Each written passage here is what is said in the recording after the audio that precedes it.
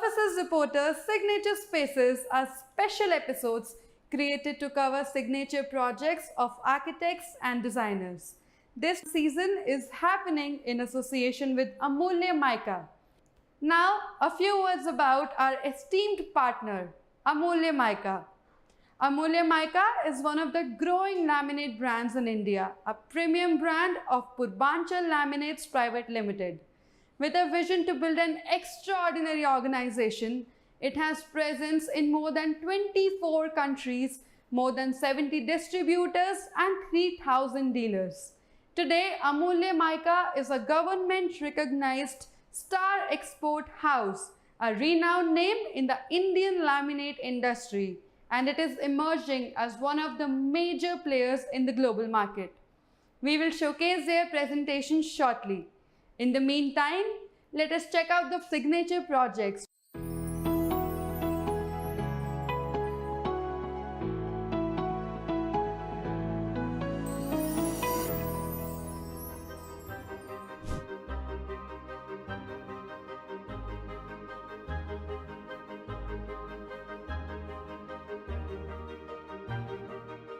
Being approached by the Kandoi Bhugilal merchant family to redesign their store, there was a parallel responsibility to this prestigious brand's background and long-standing reputation of being a front-runner in the sweet industry. We began our journey with addressing the two most important aspects associated with the KBM brand: its brand image and retail experience. These are the two main things, And KBM comes with huge 175 years of legacy that started with one of the very small sweet shop in the old city of Ahmedabad. KBM has carried its traditional rituals of making their sweets over generations, with some recipes being unmodified till date. The character and language of the historical buildings and pole houses of the old city are deeply ingrained in this brand's identity. And it was a challenge for us also to follow this thing. This photograph dates back to the first generation of KBM sweet makers and is representative of the image and legacy associated with the brand. This became our starting point to reimagine the brand's image such that it connects to its history and is relevant in the present times as well. Moving on to the second aspect, that of the experience of sweet shopping in our context. The above images summarize the experience of sweet shopping in India. Bulk display, density, chaos. We have all seen or been part of this scenario at any sweet shop at least once in our lives. Reinterpreting the brand's image and reinventing the sweet shopping experience are the two simultaneous journeys the design for this project focuses on. Let's begin by looking at the brand's image aspect. A look into KBM's journey so far, from a small shop in the old city, and they expanded themselves into several branches in the entire city of Ahmedabad. Now they have almost 6 stores in one of the most prime locations of Ahmedabad. So among all these stores, they decided to have the stadium store to put all the efforts to create their own brand into the city to start with. First thing is that the showroom is on a independent land, so it can become an identity. It can change the face of that area also. So that was again another challenge, how to go about that project for this. If we take a look at the Stadium Road's existing building for context, a redesign of this building and its facade would be synonymous with unveiling a new brand image for KBM. Each sweet comes with a base. This base determines how the sweet is handled and consumed. And finally, the garnish, the small ornamental element which completes the sweet.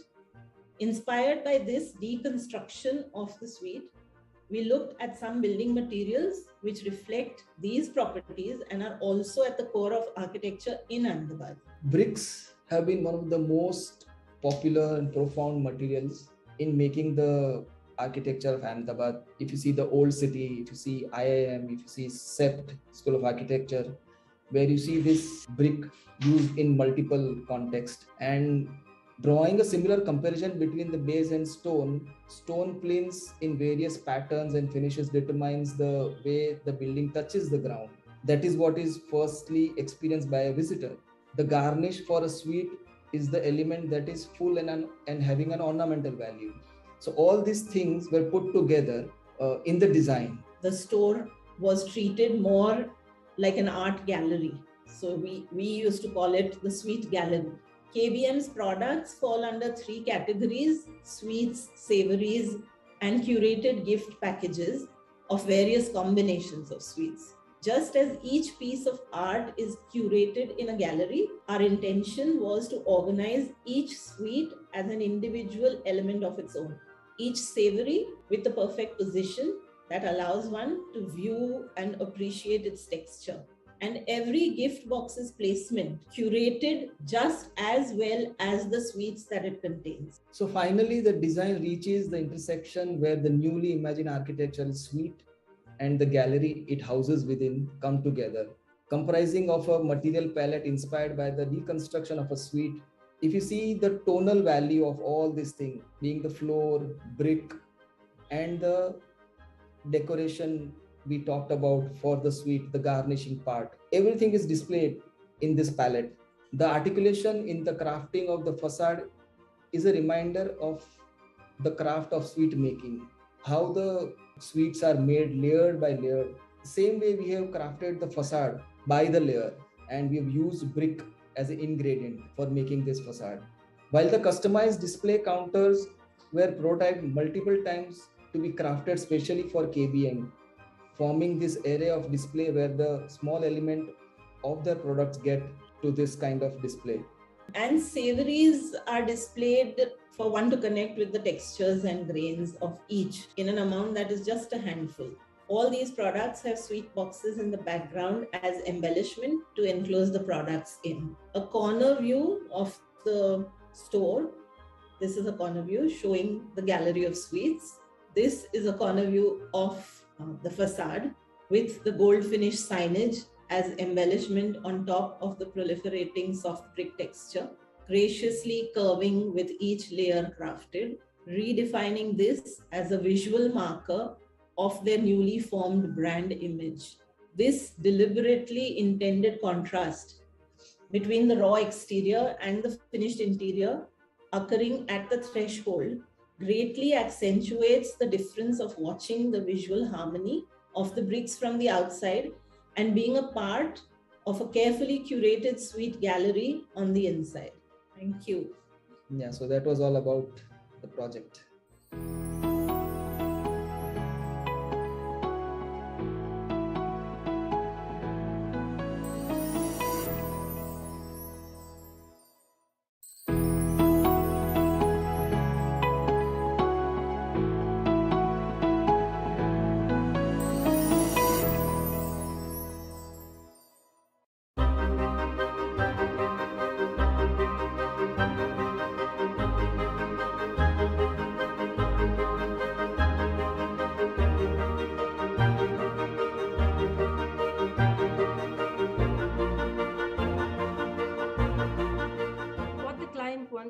Was an eco-friendly house. So as we enter here, we park. There's an earthy driveway that is created with stones and bricks, and one parks the car here.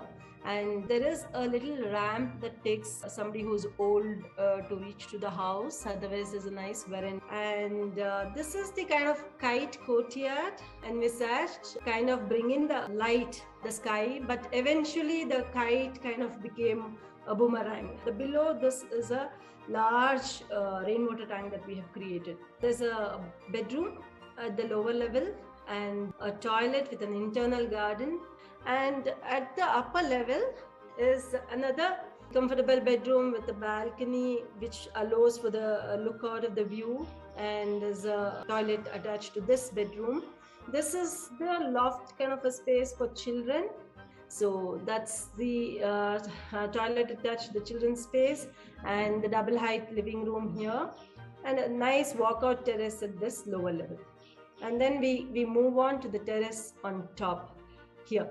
So that's about the space. This area, which is between the two stone walls, the courtyard between the two stone walls, works as a wind shaft. It kind of cools the air from the outside and allows it to go through this window This is the blocks made out of the soil from the site. So as you see, they're in two different colors, distinctly two different colors, and so we made a pattern out of it for the walls.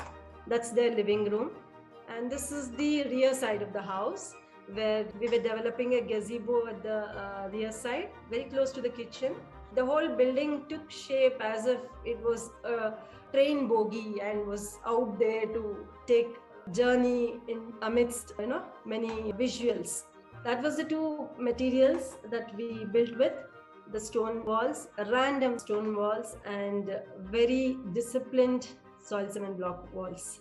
So there's a small puja here, which is again an antique door made into a puja niche, and they like the antique furniture, so it has become part of a few areas inside.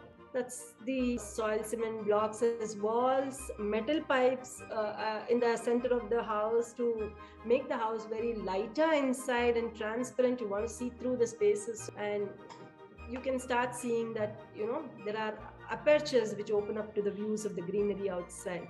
The ceilings at places is a filler slab with country tiles, which you see at the higher levels, and at places is a jack arch roof with soil cement blocks. And at places we have done, since we wanted a contrast for a plain ceiling to highlight the soil cement texture or the stone texture. So at the ground level, it is mostly plain cement concrete ceilings.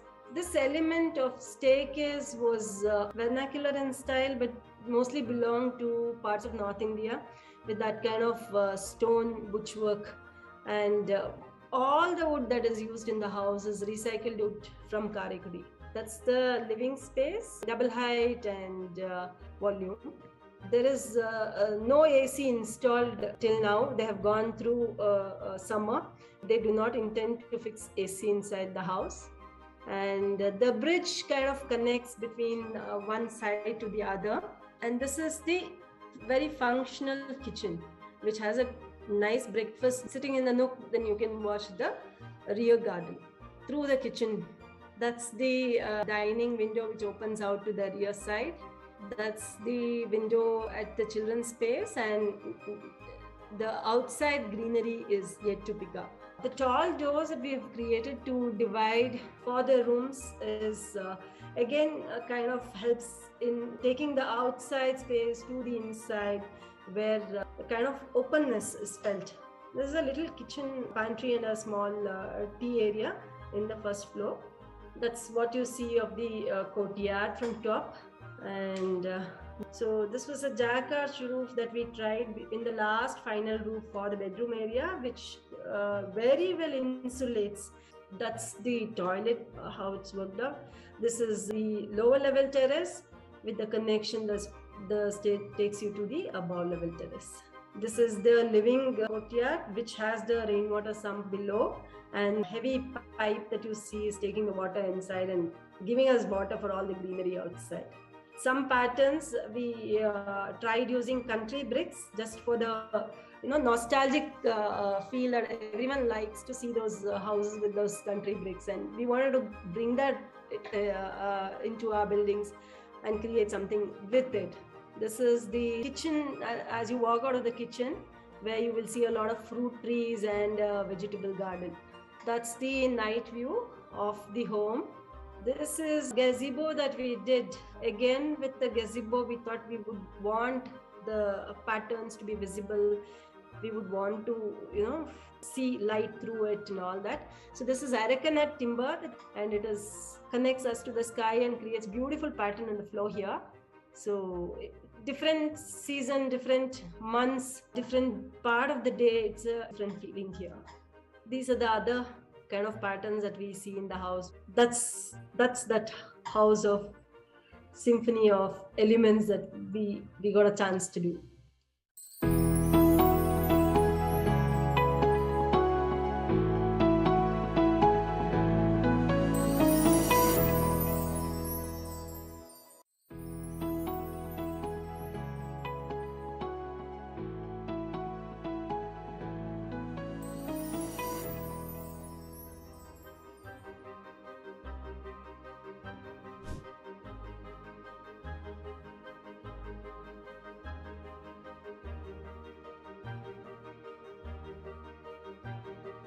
The name of the project, Gokuldham Clubhouse, it is located in Mota Varacha, that's an area in Surat, a very newly developed area in Surat.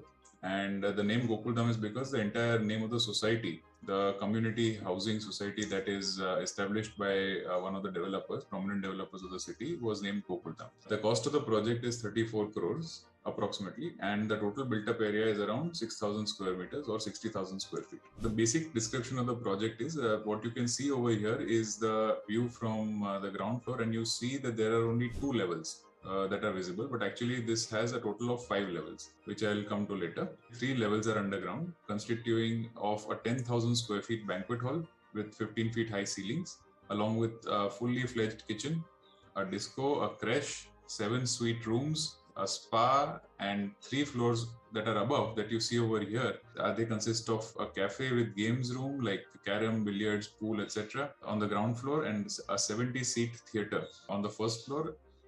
An 8,000 square foot gym that you see over here on the glass facade is basically the gym and the lounge. And there's a huge area for doing Garba because that is very famous in Surat. So they've designated an entire another 8,000 square feet of space which is open, column free for doing Garba. They also do yoga and aerobics over there. There's a swimming pool at the terrace level.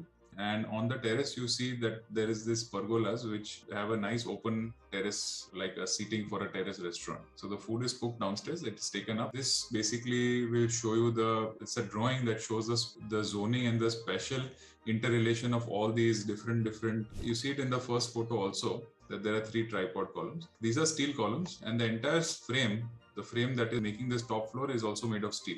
The entire basement as well as the area underground is of RCC. So it's a composite structure, and because there is these steel columns and the steel beams and I-beams, etc. that have been introduced to create this structure, a dramatic cantilevers are possible that you see.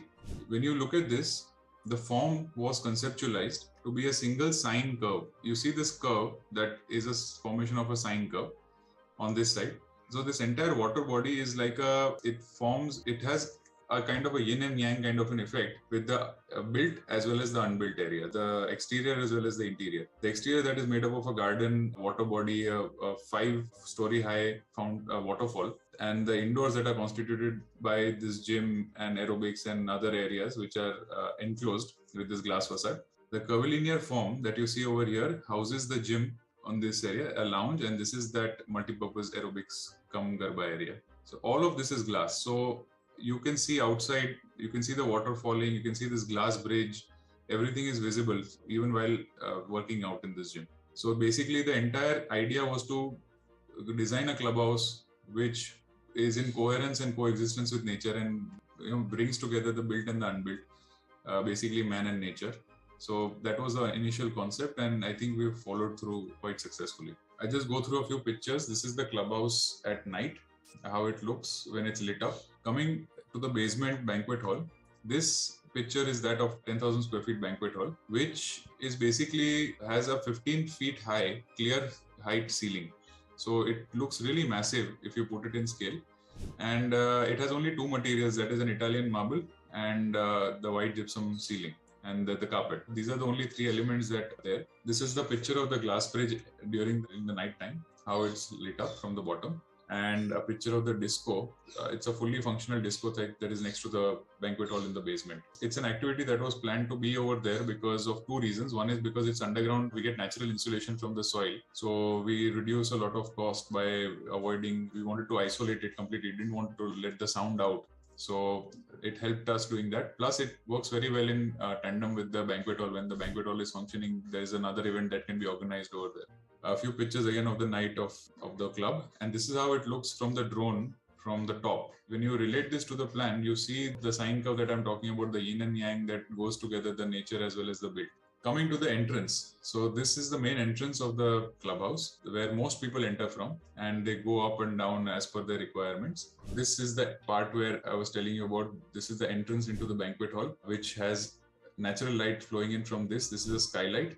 and the same skylight is visible in this area. It is behind this landscape. So you see that there is a skylight that is filtering a lot of light into this basement area, and this is the entrance, the curved entrance. This shows the same photo with all the lights off, and you can, while you're standing in the daytime in the basement, you can see the sky. This is the terrace, the swimming pool at the terrace level, which has its own artwork in beaten brass and of pergolas on the top, again to shade it, to make it enjoyable, the whole experience.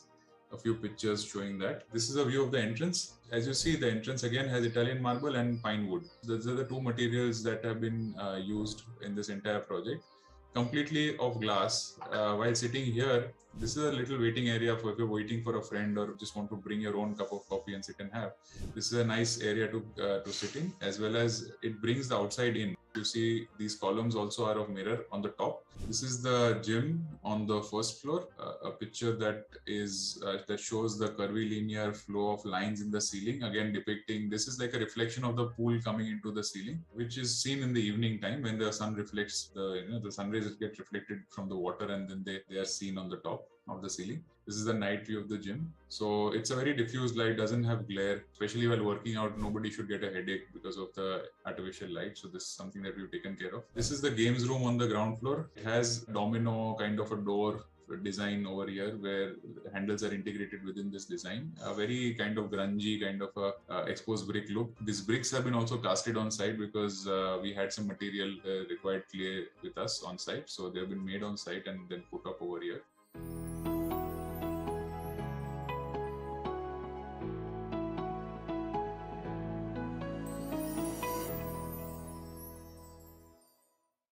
We are halfway through and it's time to showcase the remaining projects.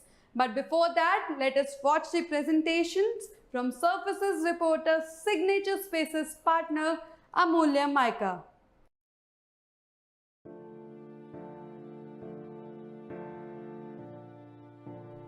ये कहानी है एक सपने की। सन 1997 में पूर्वी भारत के आंचल से निकला एक सपना पश्चिमी छोर पर स्थित गुजरात की गोद में जा बसा। मानो पहाड़ों को चीरती एक नदी समंदर से जा मिली हो। ये कहानी है उसी सपने की जिसने करोड़ों घरों को बनाया सपनों का मंदिर। ये कहानी है उसी सपने की जिसने ऑफिस को बनाया एक ड्रीम डेस्टिनेशन। स्वप्न दृष्टा श्री राकेश अग्रवाल का ये सपना श्री बनवारीलाल अग्रवाल के मार्गदर्शन में आज उभरा है एक अद्वितीय हकीकत बनकर। अमूल्य घर सजा साथ निभा। वर्ष 2004 में अमूल्य माइका लेमिनेट्स की स्थापना के साथ शुरू हुआ भारत के घर घर को सजाने का एक सफर। 2017 में अमूल्य WPC भी बना इस सफर में साझेदार। चेयरमैन श्री ओम प्रकाश अग्रवाल तथा मैनेजिंग डायरेक्टर्स श्री राकेश अग्रवाल, श्री मुकेश अग्रवाल और श्री गिरधारीलाल डोकनिया की लीडरशिप में आज सिर्फ 15 साल की छोटी सी अवधि में अमूल्य बना है लाखों घरों के इंटीरियर्स की जान और हजारों ऑफिसेज की नई पहचान। ये 15 साल पूर्वांचल के लिए था अमूल्य को महज एक स्टार्टअप से लेकर एक ब्रांड के तौर पर स्थापित करने का सफर। कुछ गिने चुने प्रोडक्ट से लेकर 600 डिजाइन्स,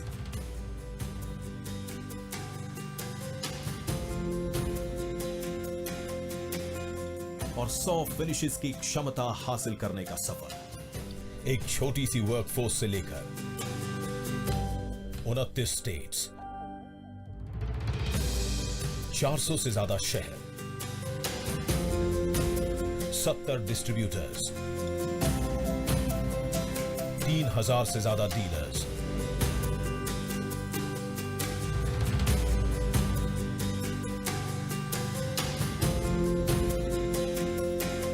और 130 से ज्यादा सेल्स पर्सन की एक फौज तैयार करने का एक सफर।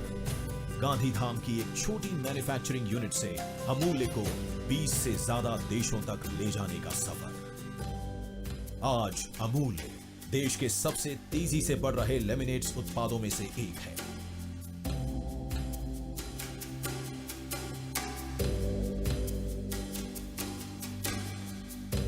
इसीलिए तो भारत सरकार से अमूल्य ने पाया है एक्सपोर्ट हाउस स्टेटस। और तो और आए दिन अमूल्य को मिलते रहते हैं विशेषतम पुरस्कार।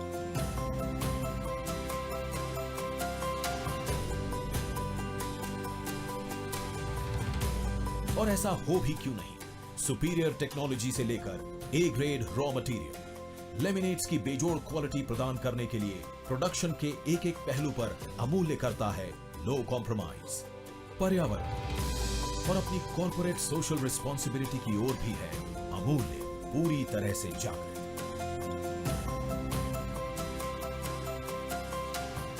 और अमूल्य की सफलता का राज हमारे वर्कर्स, हमारे डीलर्स और हमारे कस्टमर्स का प्यार। उनका प्यार ही तो है जो रहा है हमारी सफलता का सच्चा साझेदार। आइए फिर एक बार एक नई इनिंग्स में फॉर्म करते हैं एक नई partnership.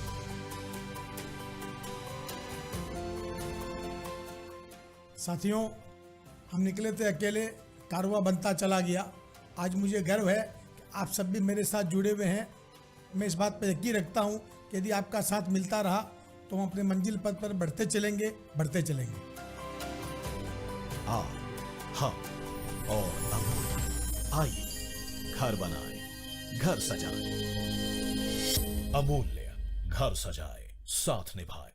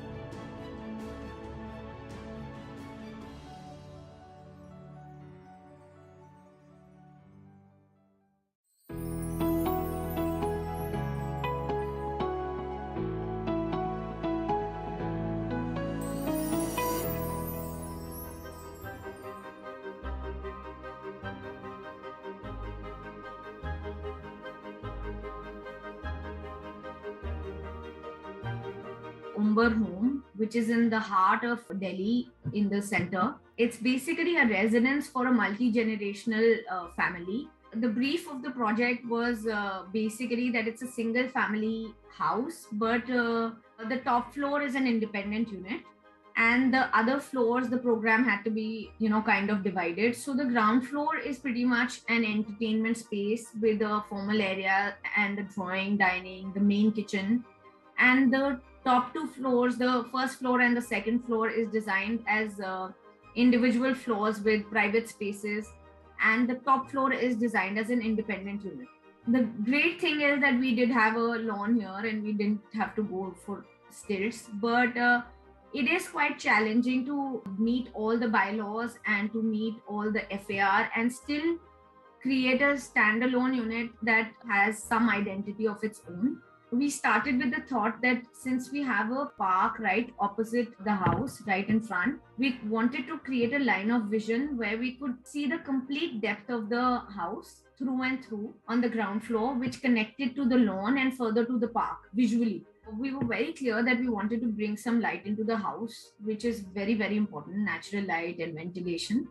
we've created this central open space to bring in light into the center of the house. So those were the key aspects to start the design with. The third thing was that we wanted to create some three-dimensional volumetric spaces so that they created some interest in, overall volume of the place. As the section shows, it highlights how the ground floor is absolutely one space connected from one end of the plot to the other end, and it connects to the lawn, and then there is a street, and then there's a park after that. So it creates a visual depth for the whole project. The other important thing was obviously to make sure that we get a great facade which looks like an independent house rather than looking like individual floors. And what was our thought process was to kind of create this geometric facade which was basically created by the subtraction of open spaces to capture natural light. The point was to have this monolith form of 2 floors sitting on top of the ground floor, and then subtract spaces from it to kind of create these windows to capture natural light and get ventilation. And then what we did is we shifted the top floor a little, we inset it just to make sure that it's not overwhelming to the street. So that was an important aspect of doing the facade. Also, the play of the balconies was done intentionally to give a play of volume and create a little bit of diversity into the facade. But the main aspect beyond the volume was to make sure that the materials were all in sync with each other. So we chose a very, very monochrome palette, like we went with the shades of gray. We kind of did the complete facade in Dholpur stone, and we used a little bit of wood because it goes really well and it's very warm to use it at Dholpur. And then we used the ground floor, we wrapped it completely in copper. That was our main idea, that the top 2 floors are sitting on top of the ground floor. And what happens is, when the sun radiates on this building, it's all these shades of beige and browns, and the metal, they really, really radiate. The balconies are again done in copper. We followed a similar pattern. The balconies really gleam. One of the aspects of why we wanted to use copper, of course, it goes with the whole vocabulary of the place, but also that it's a very sustainable material because it's 80% recyclable, it's durable, it has low maintenance, and it's also, ages with time. So there's a little bit of diversity of color, and the color aging with time, I think it creates a really, really interesting change in the building. So that was a very important aspect. So what we've done is we've kind of connected the double height of the volume with the cutout, which is going all the way. So it creates a lot more depth in terms of volume.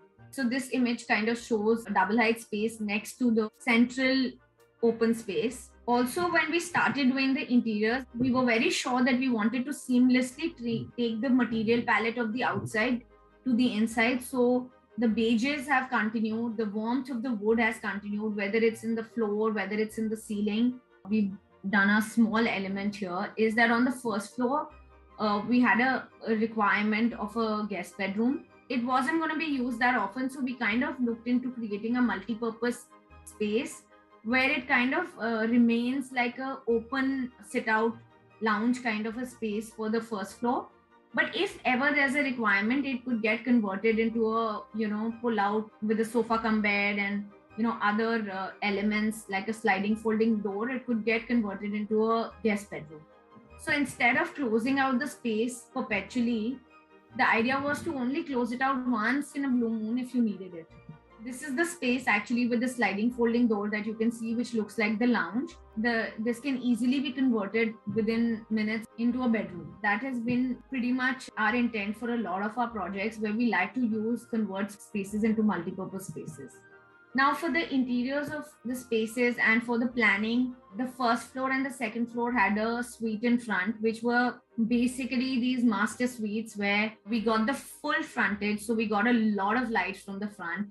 This is the staircase. So we've, again, in the staircase, we've kind of used similar materials, gone with the wood and the stone, but also tried to create a sculptural look of the staircase so that it becomes an element of its own.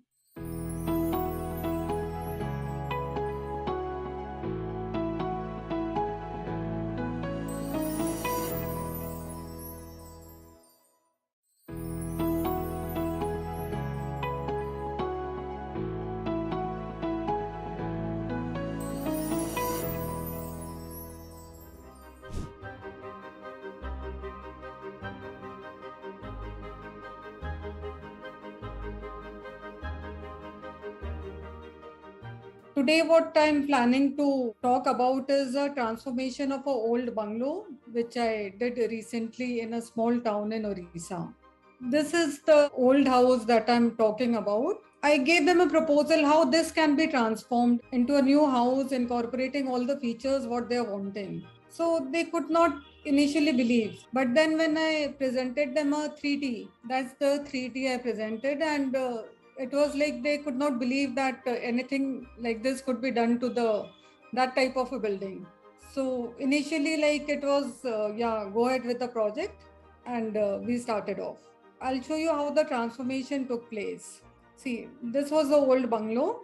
It's a very big plot with open spaces on three sides, and this was a C-shaped structure with only this part of the wing which belonged to the owners.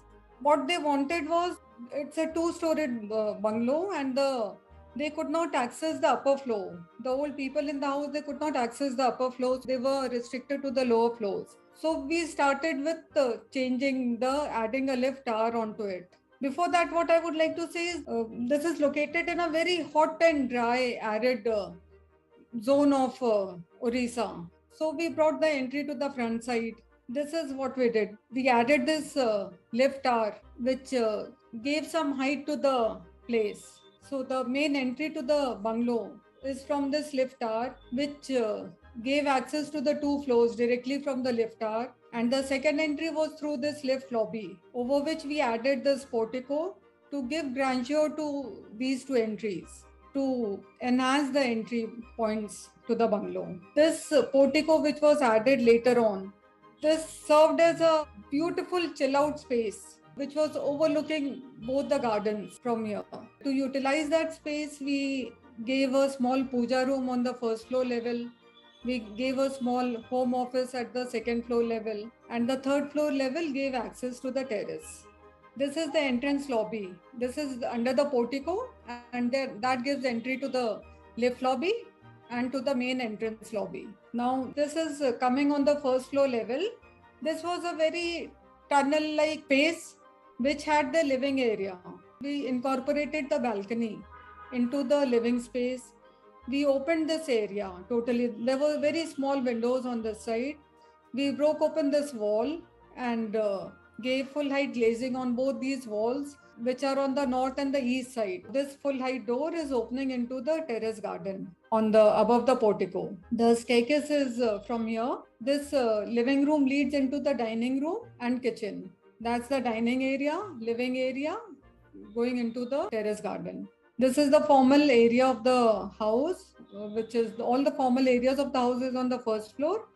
Going on the right hand side is the master bedroom. Behind this is the kitchen. That's the staircase leading onto the first floor. That's coming onto the second floor level. The second floor level is mainly the younger generation of the family are on the second floor. So this is designed more as per their requirement. This space was also again very narrow, more like a passage kind of space, which was totally unusable. So we shifted this wall back and made the space wider so that a small dining table could be incorporated over here. This is looking down. We added a big chandelier, which really added value to the overall space and glamour to the entire area. That's the casual lounge on the second floor area. That's a small mini bar. This is overlooking the space down. That's the TV area in the second floor lounge space. So we added some pine wood paneling over here to give more warmth to the space. Use of dark colors and more natural elements, more natural veins and wood and stones are used in the space. That's overlooking the floor, the first floor space from the second floor area. So the color palette on the first floor is more subdued and the finishes are more plush to give a luxury statement to the space. And the color palette on the second floor is more warm and cozy for the giving more of a lounging space. That's the master bedroom on the first floor. The bedrooms are big with bed. This is overlooking the garden, the lawn on this floor, opening into the dressing room and sit out on the side. That's the dressing area from the bedroom. It's a big dressing area leading into the washroom.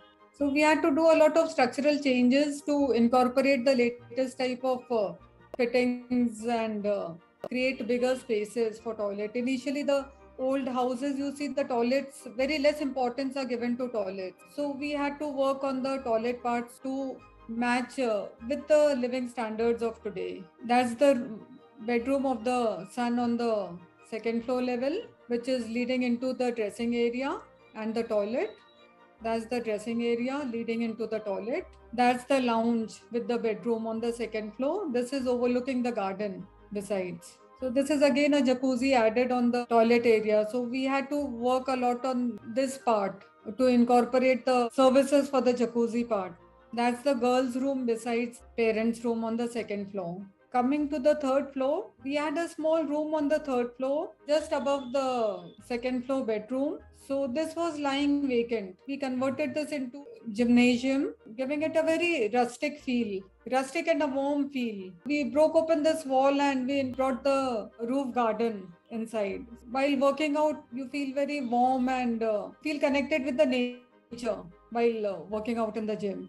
All the latest equipments and gadgets were placed here. That's the roof garden. We gave a small spa kind of a pool over here, mainly because of the temperature reasons. We had to waterproofing here to make a small terrace garden lawn over here. Created a nice seating on the side. That's a small temple on the lift lobby on the first floor level.